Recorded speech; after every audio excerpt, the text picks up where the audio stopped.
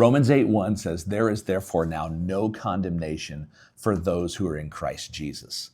That means that if you're in Christ, there's not one sin that you will pay for before God.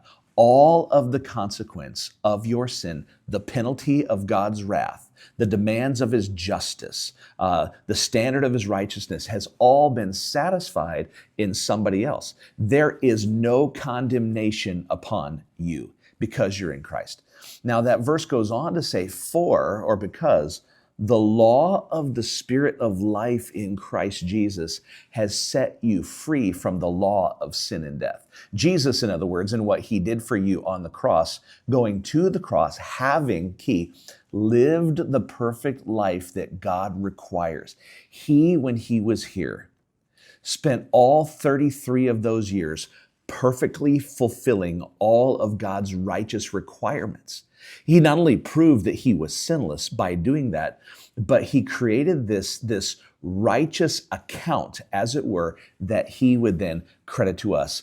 Our law breaking then being credited to him on the cross. The great exchange in justification is why we're no longer condemned.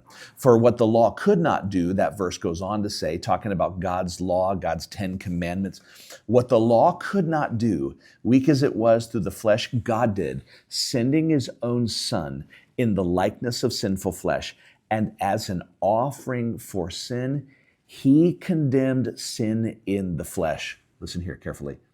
So that the requirement of the law might be fulfilled in us. You know what he looks at when he sees us and Christ's perfect righteousness over us who are justified by faith alone?